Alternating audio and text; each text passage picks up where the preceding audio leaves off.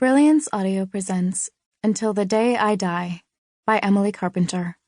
Performed by Jess Nahikian, Kate Orsini, and Patrick Lawler. I was the one who insisted on the going-away party. Surprising exactly no one, I'm sure, because of how colossally bad an idea it was. In fact, I have no doubt they discussed the issue behind my back in the days leading up to the dismal event. Just another instance of me forging blindly ahead, I'm sure they all agreed, trampling underfoot good sense, prudent measures, and the basics of self-care. Proof positive that I was in dire need of a break. Case in point, Shorie, my daughter, didn't even want to go away.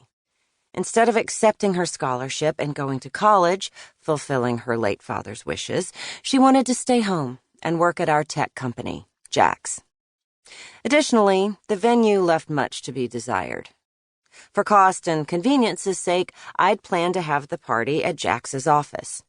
Our startup, which launched a personal budget app, is run out of a funky loft space of a defunct department store in downtown Birmingham.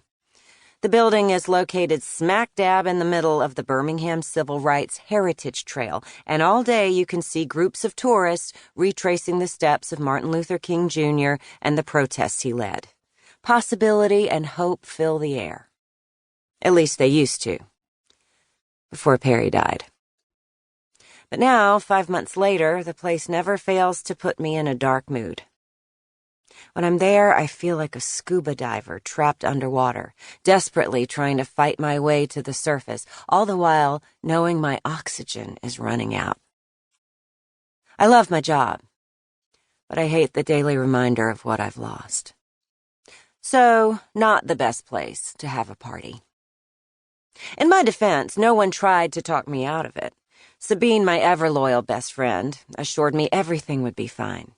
"Shorie will have a great time," she said in that soothing yoga instructor voice she uses to persuade me to do things I don't want to do. "She may be the CEO's daughter, but we all consider her family." I believed her and relaxed. Sabine has that effect on me. Behind my back, people call her the Erin Whisperer. A somewhat embarrassing but fair assessment. Truthfully, I don't know how I would have survived Perry's death without her. She's been a lifeline for me, at work and with Shorie. Sabine sent out the Evites and ordered all the food, enough for the 15 Jack's employees and the handful of friends and family Shorie was inviting. Sabine said decorations were no big deal, just some flowers and Auburn swag to spruce things up. She even offered to take Shorie shopping for a new outfit. I tried. I truly did. I plucked my unruly eyebrows, made sure to pick up my old workhorse black dress at the cleaners, and got my nails done, fingers and toes, for the first time in months. I had Shorie's gift cleaned and wrapped, a delicate band of emeralds that my mother gave to me when I went away to Auburn. And then, the afternoon of the party, I unraveled. It wasn't a Chris Stapleton song or the smell of an Altoids mint on somebody's breath or the way some man's light brown hair curled up against the edge of his starched white collar. This time, it was fast food. I had popped into the hole in the wall where Perry and I used to sneak off to revel in the forbidden glory of a chili slaw dog. In the shoebox-sized space, I ordered what my Jack's app had suggested to me. Have Sloan's special dog, only $5.99, and found a table near the door, being careful not to smudge my newly glossed black nails as I sat. Then the vortex descended. Perry lay on the hospital bed in the shadowy emergency room. In the curtained area, I could barely look at him. He was so bloody and still. He'd been driving from Columbus, Georgia, to meet us at the lake for a family camping trip. First one of the season.